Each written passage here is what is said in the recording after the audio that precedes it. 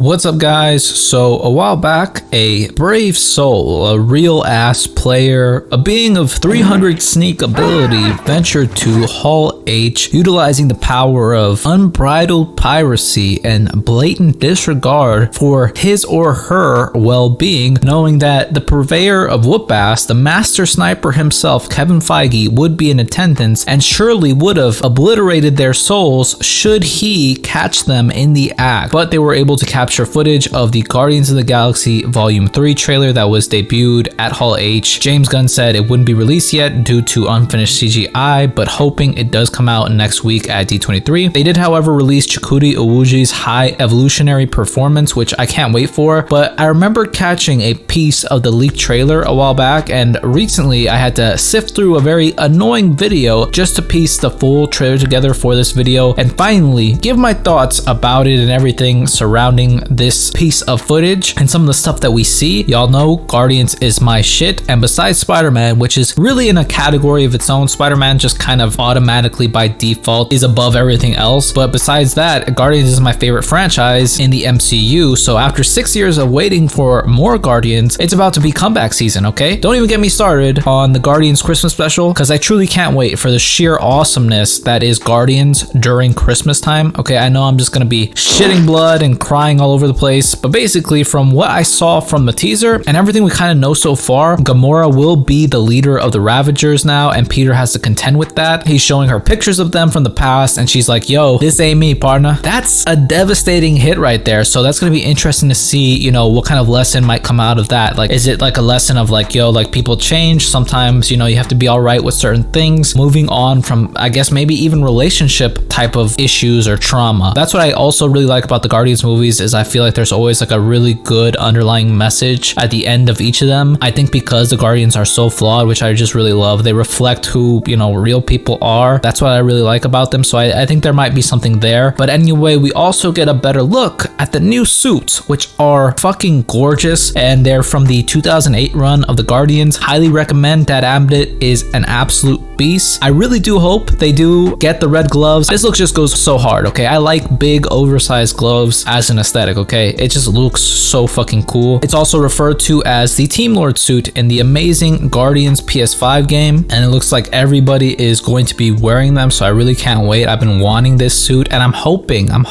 that we do get an updated version of the Starlord Mask. I think Starlord has needed an upgrade in the look. I really love this look in particular. The suit is just so fucking cool, and that run was right when the team of the Guardians that we're most familiar with was barely forming, and some of the characters that will debut in Volume 3 were in this specific run, like Cosmo, but more importantly, Adam Warlock. So Will Poulter comes out at the end of the teaser as Warlock. Warlock's basically been in the slow cooker since Guardians Volume 2, so this will be very interesting to see. What did end up happening in the comics was he was created by Earth scientists, this dude named Warlock, and this crazy ass Citadel of Science. It was like issue 66 and 67 of Fantastic Four. Really, issue 67 is when we actually see him, but basically, as we know in the MCU, he's created by the Sovereign. But the villain of this movie, the High Evolutionary, the main antagonist at least, is basically a mofo who is obsessed with accelerating the evolution of beings. In the comics, he is the one who actually gives Adam Warlock the Soul Stone, so he has an edge against one of his creations on his whole counter Earth. Like, this dude is insane. Like, he created an other Earth and accelerated the evolution of that Earth, and it was a really crazy thing. He was trying to make something that was perfect. It's a whole thing that I definitely need to read more on. But with the Soul Gem being, you know, essentially gone, and it being the most complex of the Infinity Stones both in the comics and in the MCU, like, it ain't no joke, right? I'm wondering what's gonna happen if the Soul Gem is going to be included, if there's going to be some way that it's going to come back. I mean, it's a fucking crazy stone. I can't imagine that Thanos could have just destroyed it, right? They were reduced to atoms, so I don't know if that's some kind of like thing of like, oh, they're in the quantum realm, they got shrunk down like crazy. I have no idea. It's kind of weird that the Infinity Stones would just go away, so I wonder what will happen if they'll replace that, because I think I did see Adam Warlock, like the little like sneaked leaked footage of him having something in the middle of his head. So we'll see what happens with that. The Soul Gem and Adam Warlock are very intertwined in the comics, so I'm curious if that'll eventually make its way back to the MCU. I'm wondering if the High Evolutionary is going to be the one to set Warlock on the Guardians. Like, he'll probably lose control with the Sovereign and then maybe dip, or maybe the Sovereign will bring in the High Evolutionary specifically to make make Adam Warlock more powerful. We also see Nebula in front of a sign that looks like the Guardians logo and Mantis dancing, so who knows exactly the significance of this place. I want to say it's nowhere, but I've never seen nowhere, at least in the MCU, in daylight, so who knows what the hell this is. The High Evolutionary is a motherfucker, okay, but as far as I've read, he doesn't really have a legion of people to fight for him except for his, you know, experiments, so maybe the cannon fodder in this movie will be like Man Beast. We also see a quick shot of a bunch of baby raccoons kind of recoiling in fear of a hand reaching in a cage, so this is more than likely Baby Rocket before the experiments and all the augmentation started. In the comics, Rocket Raccoon was a half-worlder, okay, so like alien humanoids went to this planet to treat insane people, but they got their funding cut, so they made robots to take care of the loonies, you know, the patients, and the robots gained sentience and did experiments on the animals who were like support animals to the patients so that they would be able to take care of the loonies instead of the robots who didn't want to do that no more. There was also killer clowns in the story, okay, it was the 80s, what can I tell you, but basically the theory is that the High Evolutionary will be the creator of Rocket as he is now, and the hand reaching in the cage was him. This is going to kill me for sure, okay? In the theaters, Rocket is going to get the focus now, which I'm really glad. Over time, we've seen those rough edges of his smooth out, hoping as well that Drac gets some type of focus with his daughter and wife. Some of the less explored Guardians, I hope they get their time to shine, which I think they will, not just Peter Quill, although I love Peter Quill, I love Starlord. I want to see these other characters shine because I know they can, and I think it's very plausible because it seems this is their last time on screen. People are saying they will die in this one, and I could see Rocket as the only one to survive, but the cast is getting older. I know Bautista wants out, I'm not sure, but we'll see. So I'm guessing at the end of the movie they'll probably set up not another Guardians team, but another space team, maybe a variation of the Annihilators, or like even the Infinity Watch with Adam Warlock, and we saw Pip the Troll in Eternals. Who knows if some of the actors would be willing to continue appearing as their characters, or even if the story lends itself to them continuing in the MCU. All of that will be revealed later, of course. I think it's a little too soon to tell, but I really enjoyed the teaser for what it was worth, you know, having to sit through some bullshit of a video. But let me know, have you guys seen the leaked footage? What do you think of the trailer? Do you think we'll get the trailer, the official trailer, next week at D23? Any predictions or thoughts on Guardians of the Galaxy Volume 3? Let me know. But that's pretty much it, guys. Just wanted to get my thoughts out on that. If you liked the video, leave me a thumbs up, comment down below, and if you want, subscribe. I always appreciate it. Thank you guys so much for watching. I hope all of you guys are well, and I'll see you in the next one.